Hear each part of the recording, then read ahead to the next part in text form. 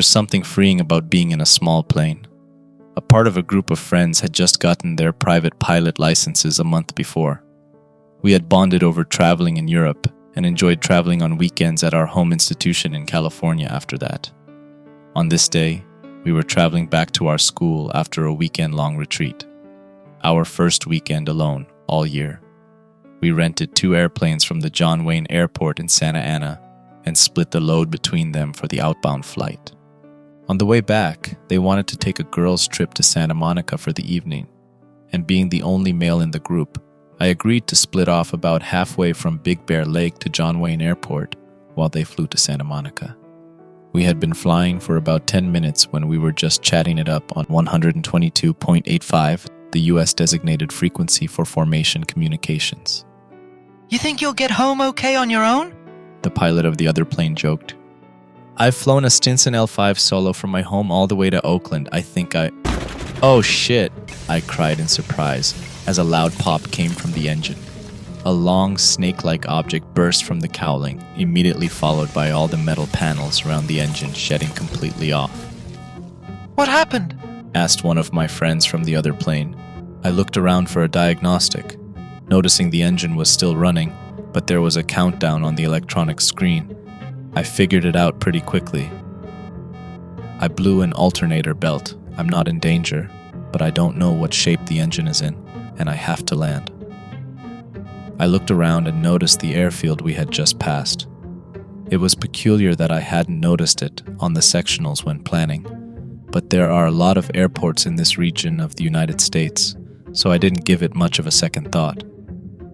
Should we come and land with you? Sadie asked. No, don't worry about me. The Skyhawk is a pretty common plane, and if they can't fix it, you can send the Civil Air Patrol after me. Okay, we have the coordinates. Good luck with the landing and call us when you get there. Thanks, I will. I sign off just before the electronics die. I fly a short downwind, and when I turn onto my base, that is, flying perpendicular to the center line prior to the final, or the phase where you turn in to make the landing, the airport seemed bigger than when I first flew past it. Something also looked familiar about its shape. I definitely found this off-putting, and under any other circumstances, I would have abandoned the approach and gone somewhere else. But with how bad of shape the airplane was in, I had no choice but to continue. I landed smoothly. Beat that, Jennifer, I said aloud. I had to taxi a long way to find an exit, but when I did, I turned off onto taxiway Echo. The next taxiway I intercepted was designated Alpha, and then I turned left on Mike before getting to the main taxiway, Romeo. I got the strangest sense of déjà vu looking at the airport environment. When my scanning eyes rested on the main hangar, my blood ran cold. It doesn't happen very often. The only 2 times I can remember such a thing happening was when I saw an Instagram post that upset me or when a friend responded after I confessed feelings for her. This made both of those feel like playtime. I parked in the area that, despite there being no controller, I knew was the area that the workers would want me to park. That's because, despite the fact that I'd never been here before, the airport was identical to my home airport. I pulled into the parking space and killed the engine, half expecting to see a golf cart drive out of the hangar towards me to ask if I needed services. I waited for a minute as I ran through my post-flight checklist. When everything was done, I stepped out of the plane. It wasn't hot, but it was midday, so it was about as warm as it was going to get.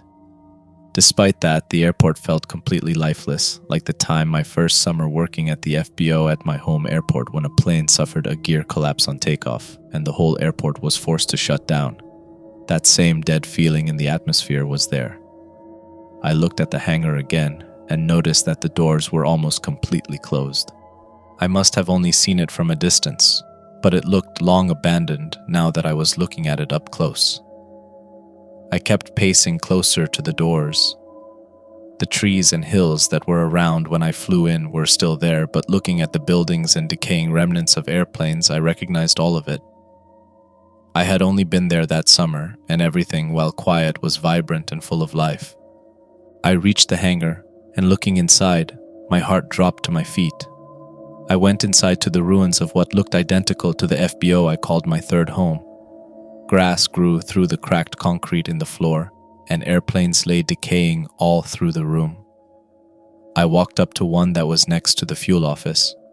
It was surrounded by undergrowth, and its tail number was blocked by the grass. I pushed it aside to take a look.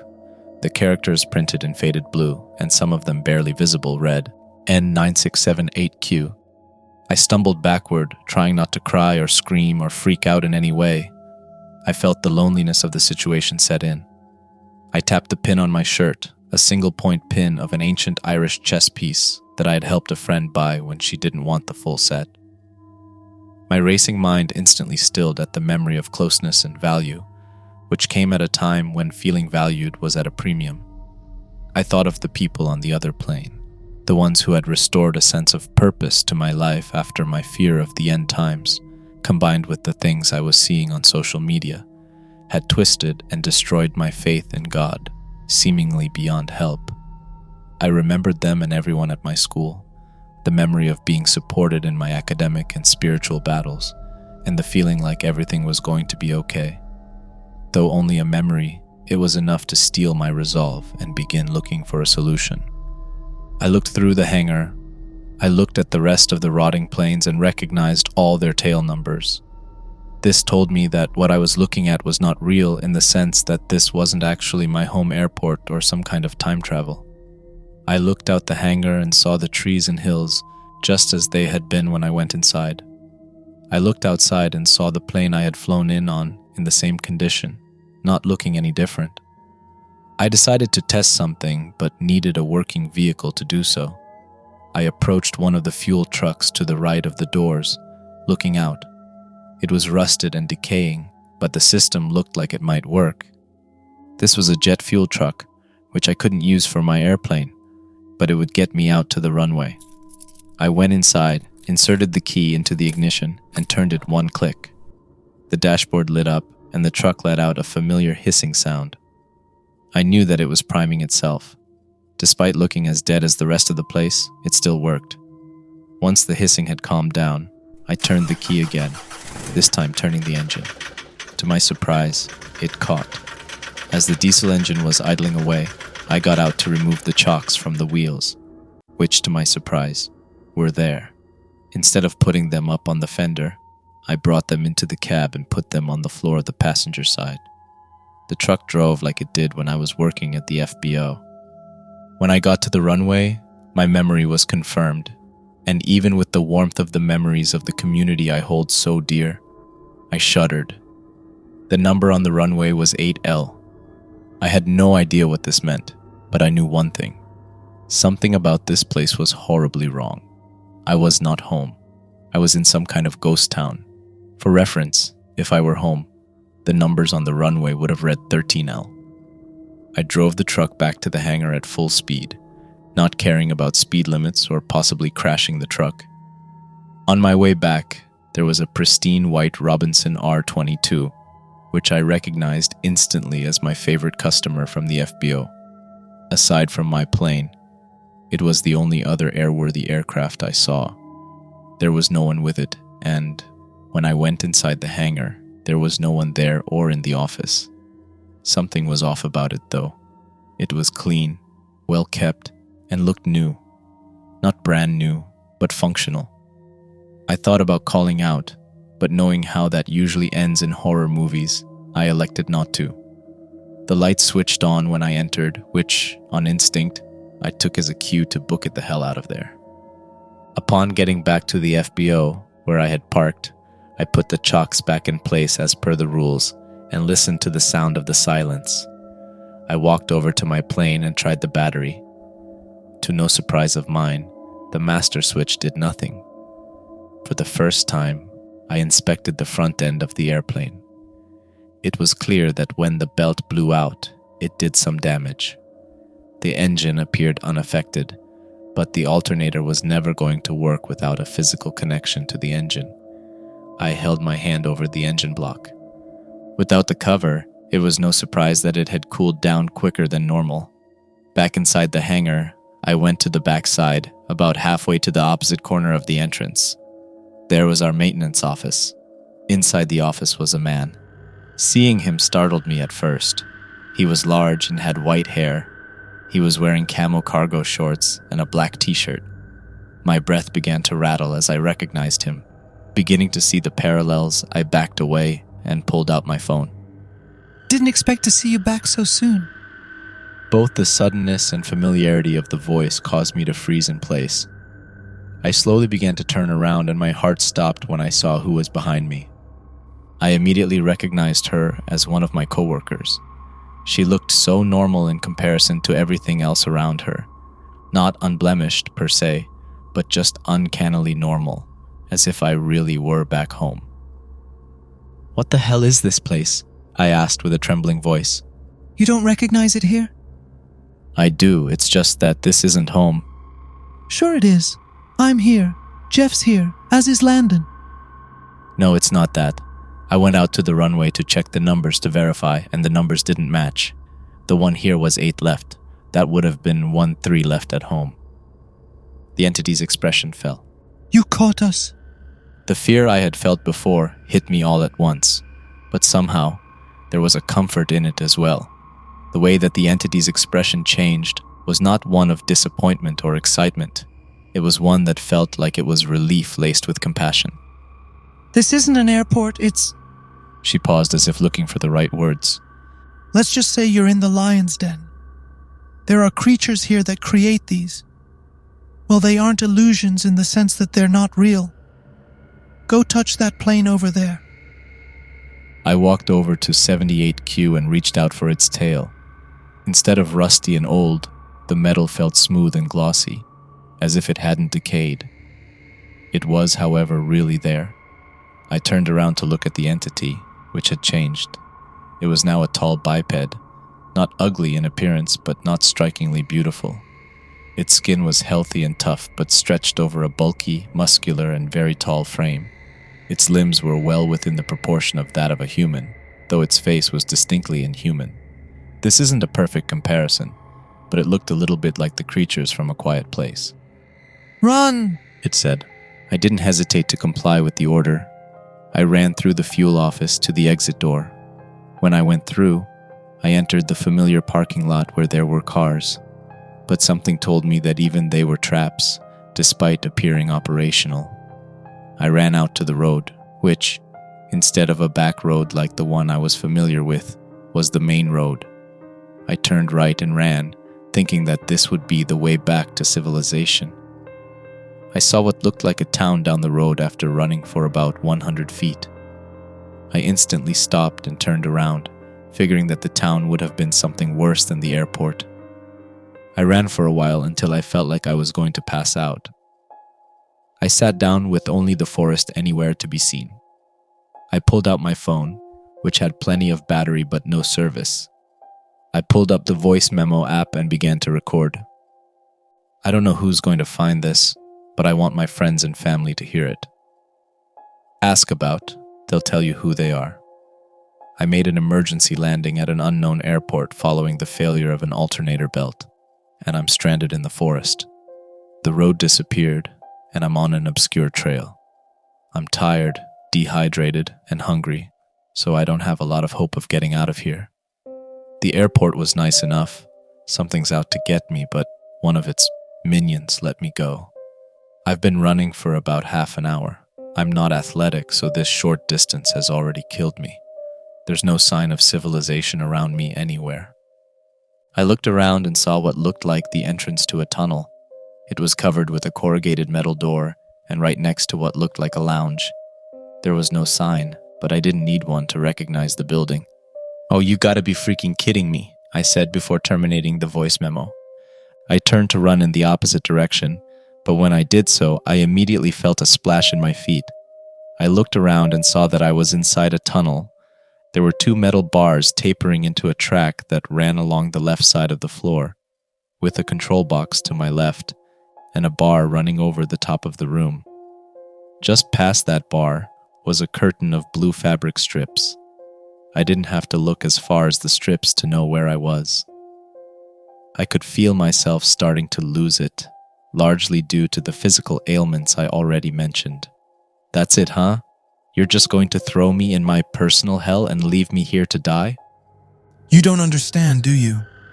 The creature behind me had taken another human form, a short, overweight man with long white locks, a goatee of the same shade, and those deep, penetrating brown eyes. My boss at the old car wash I worked at when I was 17 was a nice enough man, but I didn't get along with his leadership style. God bless his soul, but that was nonetheless a traumatizing experience, especially the last 2 weeks.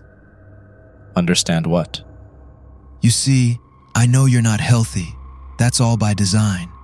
I don't know if this place broke your will, but by running you drained yourself. That creature didn't let you go out of benevolence. She knew she would get her meal in due time if she did. Yeah, and who are you and what do you want? We're a species of ancient elders, and quite simply, we're looking for food. We don't have to hunt often, but the explorers of your generation are easy to come by. They have been quiet lately, so we had to find a way to make this area more appealing to someone. Isn't it lucky you needed a place to land right as you passed our den? Why are you telling me all this? Isn't this how the hero usually finds time to escape and defeat the bad guy? Upon asking this, the entity's eyes blackened into soulless pits. There's no way out. You've been trapped here since you entered the downwind. My heart dropped, and I immediately went to the side of the tunnel and ran. I felt every bit of my body's fatigue and had to stop when I got to the end of the tunnel, which wasn't very long. Instead of the forest out the front of the tunnel, it was the familiar city that I had been living in since the spring of 2019. Instead of the bustling city street, it was dead quiet. I walked down the street, looking for any sign of life. I had started going to the right, but eventually turned around. I hoped to find something, like an intersection or the freeway that ran through town. The sun beat down, but for Southern California, the air was very dry. I recognized it as the dry heat of the real-life version of the town I appeared to be in. I continued to walk for hours, even until after dark, but the heat persisted. All of a sudden, I found myself lying on the ground. I didn't remember collapsing. That's how bad it was. The fear had been immense, but at this moment, I knew that was it for me. I remembered my friends on the other plane, wondering if they at least had fun before worrying about me. With all my might, I shouted, "Why don't you just come and kill me?" My voice was weak and tired. I even saw the sky begin to light up. I've been Christian all my life, but as mentioned before, this summer has been challenging for my faith. I've heard that just as you're about to die, you can see past this mortal plane of existence into what lies beyond. I've only ever heard of this twice, but I've believed it. I saw clouds reflecting a bright sun with thousands upon thousands into the millions of people all dressed in radiant white robes. They were all praising the figure in the center. I couldn't see who it was. It was only light. The figure only said 5 words. It's not your time yet. I then felt my eyelids get heavy, and then I passed out.